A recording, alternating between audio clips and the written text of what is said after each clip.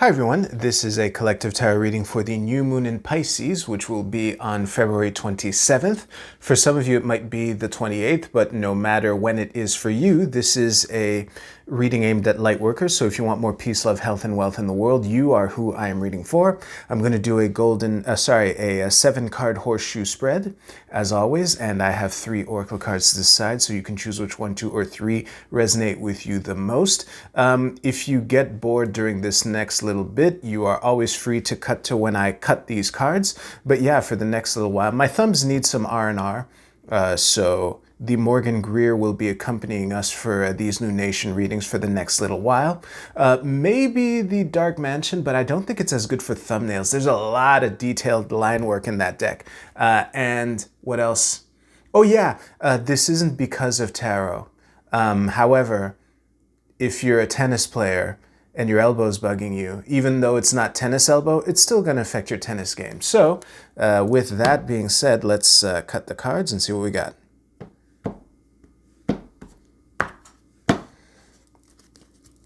In the past, we have, what is this? The King of Swords reversed, okay. Present is the 5 of Wands, of course. Known factors is the 8 of Coins. We collectively are the Queen of Wands. That's awesome. Unknown factors is the Sun reversed. Advice card is the Knight of Coins. Don't hate me. And incoming is the 9 of Wands. And at the bottom of the deck, we have the Knight of Cups. I'm going to stare at these cards for a bit. I'm going to make it look nice in the shot. And I'll see you right now. Yeah, this isn't going to be long at all. In garage mechanic terms, this reading for me feels like the regular client just showing up for a quick tune-up, and then you kind of, screw a couple screws, check the oil, and then send your client on their way, And it's funny that the only 2 reverse cards in all of this are the King of Swords and the Sun. Actually, I might as well go into it now.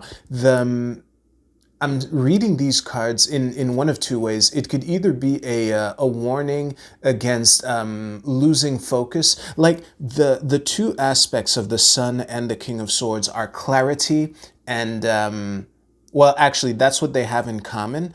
But also, the Sun is kind of the Sun is kind of pulling a double shift and also serving as a proverbial North Star. I mean, obviously it's a star. It's the star that all of us revolve around, right? But mainly as a source of orientation. And it's kind of reinforced with the Knight of Cups at the bottom of the deck here. But honestly, it's pretty clear to everyone how chaotic these times are. And it's looking like you've been working away at whatever it is that you've been working away at.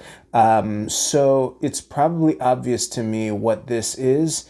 It's obvious to you what this is. It's not clear to me at all for you specifically. But, with the Knight of Coins here at the advice card, especially going into the 9 of Wands, this is the card that I hate the most in this reading, honestly. This for longtime viewers, there's this metaphor that I kept using for a while about a trip to Disneyland, and when you're sitting in the back seat and asking your parents when we're going to get there, and they keep saying soon over and over again, eventually that starts feeling empty. And I think that's part of the message of the Sun here. Yeah, that was the other aspect. It is that despite how things might feel like a standstill, you're probably making progress. So for some of you, the Sun and the King of Swords, I'm very much relating these 2 in how I'm reading this. But for many, for some of you, the Sun and the King are warning you against losing track of what all of this is supposed to be about. Some of you might need to be realigned with that focus, and for some of you, and both might be true for some of you as well. But this can be a sign that although the progress that you're making isn't obvious to you, that you're kind of on the right track despite all the chaos that's happening. It's funny that the Eight of Coins guy has his back to the Five of Wands. I don't think you're separated per se, but the Queen of Wands, as us collectively here, does reinforce the bold, assertive confidence, like the veteran in the foxhole who, despite all the explosions and all the things that are happening around him, kind of feel like, I got this, we got this, just hang tight and wait for my signal, that kind of vibe.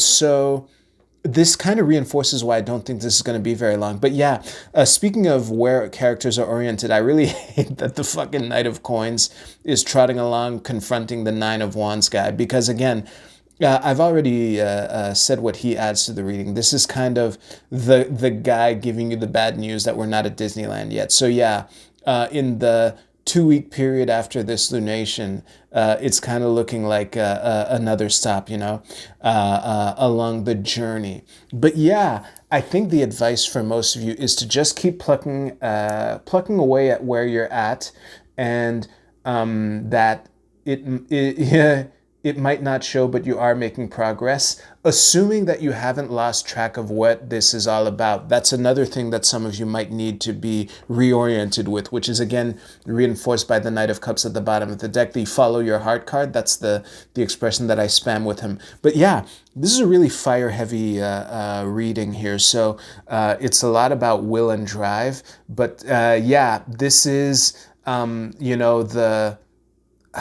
forget the English term for that, but when a campfire has been going at it for a while, the little bits of wood that are glowing red in the at the bottom of the fire, those will be the last things that are left once the big logs, they're going to turn into little pieces of wood like that, that kind of fire is what I'm seeing here. So yeah, if you like this reading, please give this video a like, and let's move on to the Oracle card portion. If you chose, watch all of these be grinded out cards. But anyway, if you chose Golden Dawn, it is resourcefulness. This is nice. Listen, this is the most straightforward way to read this is, don't let it get to you if the people that you thought would be there for you, or the thing that you thought would help you, or the tool that you would need isn't there for you. I think that this is to try to see it as an opportunity to, practice your MacGyvering skills. If you chose the Prism, it is rejection. Very interesting in this context. I'm actually going to think about it. Give me a second. Oh yeah, for those of you who picked this card, I'm more likely to lean on the losing sight of what this is all about and reject getting dragged down into the drama. That might be at the source of why, the whole thing I've been saying about it might appear like you haven't been making progress, but you are. Maybe you've been making progress in a less than useful direction, which might have to do with all the chaos and, stuff that this is what you're being invited to reject, basically. If you chose the star codes Astro, it is the sun, source. Wow. It's difficult to, like the surface level to read this is as a reinforcement of the sun in the reading per se, as to, use it as your North Star. That I did allude to that meaning of the sun during the reading. But yeah, that is one of the straightforward ways of reading this card. And the other is as, oh, actually, I was just going to say the same thing in two different ways, but I'll say it anyway. So to make sure that the destination is coming from within, the source, where are all these desires coming from? And is this really what you should be trotting towards, that is the question, or the questions that you're being invited to ponder. And that's a good note to wrap everything up on. Thank you very much for watching. If you like this reading, please give this video a like. We're under 10 minutes, Jesus. Have a good couple weeks. I'll see you soon.